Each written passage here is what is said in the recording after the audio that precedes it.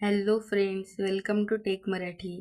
आज आपण ॲडव्हान्स जावामधील AWT आणि स्विंग यामधील डिफरन्स पाहणार आहोत. चला तर मग व्हिडिओला सुरुवात करूया. First, Java AWT is an API to develop GUI application in Java. Swing is a part of Java Foundation classes and is used to create various applications. AWT हे जावामधील एक API म्हणजेच ॲप्लिकेशन प्रोग्रॅमिंग इंटरफेस आहे, जे वापरून आपण GUI म्हणजेच graphical user interface application बनवू शकतो, जसे की एक्झाम्पलमध्ये buttons, text field, frame etcetera. कारण AWTमध्ये आधीपासूनच GUI तयार करण्यासाठी क्लासेस दिलेले आहेत, त्यामुळे डेव्हलपरला सगळं सुरुवातीपासूनच बनवायची गरज नसते. त्यानंतर आपला स्विंग हे JFC म्हणजेच जावा फाउंडेशन क्लासेसचा एक भाग आहे. ॲडव्हान्स GUI ॲप्लिकेशन्स तयार करण्यासाठी आपण स्विंग यूज करतो. स्विंगमध्ये जास्त पॉवरफुल आणि कस्टमायझेबल कंपोनंट्स दिलेले आहेत. त्यानंतर second, AWT stands for abstract window toolkit आणि swing is called JFC Java foundation classes. त्यानंतर आपण तिसरा डिफरन्स बघू. Using AWT, you have to implement a lot of things yourself. Swing has them built in. AWT वापरताना अनेक गोष्टी manually handle कराव्या लागतात, जसे की लेआउट, इव्हेंट हँडलिंग एक्सेट्रा. जास्त कोडिंग आपल्याला इकडे AWTमध्ये करावी लागते. Swing has them built in. स्विंगमध्ये अनेक फीचर्स बिल्ट इन असतात, जसे की JTable, JTree etcetera. Advance components आधीपासून अवेलेबल आहेत, त्यामुळे इकडे जास्त स्विंगमध्ये आपल्याला कोडिंग करावी लागत नाही. Fourth difference, MVC pattern is not supported by AWT. MVC pattern is supported by swing. MVC pattern AWTमध्ये प्रॉपर MVC म्हणजेच model view controller structure follow केले जात नाही. AWT कंपोनंट्समध्ये डाटा मॉडेल आणि डिझाईन व्ह्यू वेगळी नसतं, त्यामुळे क्लीन आर्किटेक्चर मेंटेन करणं कठीण जातं. त्याचबरोबर कोड पण खूप असतो लिहावा. MVC pattern is supported by swing.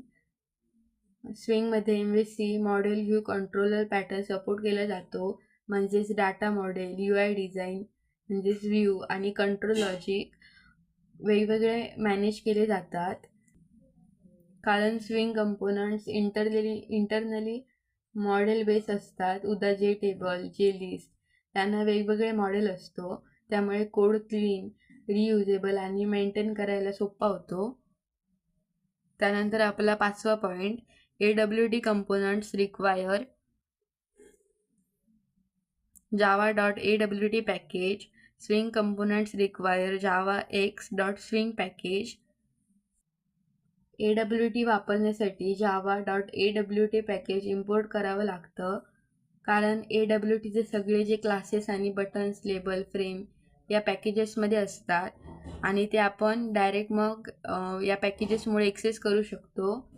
त्यानंतर स्विंग कंपोनंट्समध्ये java.x.swing पॅकेज इम्पोर्ट करावे लागतं, कारण स्विंगचे सर्व क्लासेस जसे JFrame, JButton, JLabel हे java.x.swing पॅकेजमध्ये आहेत.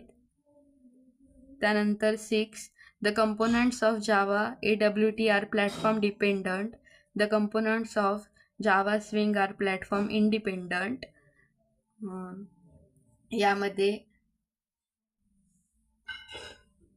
AWT कंपोनंट्स प्लॅटफॉर्म डिपेंडंट असतात. रिझन, AWT हे नेटिव्ह OS कंपोनंट वापरतं, त्यामुळे विंडोवर बटन वेगळा दिसतो आणि लिनक्सवर वेगळा, म्हणजे वेगवेगळ्या ऑपरेटिंग सिस्टीमवर ज्याचा जो इंटरफेस आहे म्हणजे जो UI आहे तो वेगवेगळा दिसणार. आणि द कंपोनंट याच्यात स्विंगमध्ये जे कंपोनंट्स आहेत ऑपरेटिंग सिस्टीमवर सेम दिसतात. म्हणजे जे काही सगळ्या ऑपरेटिंग सिस्टीम आहेत आपल्या विंडोज, लिनक्स वगैरे यावर जे बटन्स किंवा काय टेक्स्ट वगैरे यूज करणार ते सगळ्या ऑपरेटिंग सिस्टीमवर सेमच दिसणार. कारण स्विंग प्युअर जावामध्ये इम्प्लिमेंट केलेलं आहे आणि ते OSचे नेटिव्ह कंपोनंट वापरत नाहीत. लाईटवेट कंपोनंट्स असतात जे स्विंगमध्ये कंपोनंट असतात ते. The execution time of AWT is more than swing. The execution time of swing is less than AWT.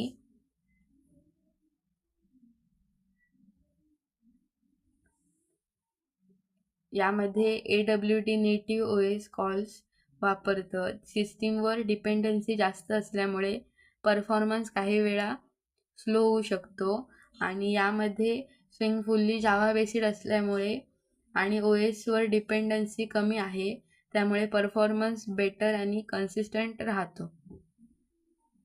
I hope तुम्हाला हा डिफरन्स समजला असेल. जर तुमच्या काही शंका असतील तर कमेंट करून नक्की सांगा. जर हा व्हिडिओ युजफुल वाटला तर व्हिडिओला नक्की लाईक करा आणि आपल्या चॅनलला सबस्क्राईब करायला विसरू नका. थँक्यू.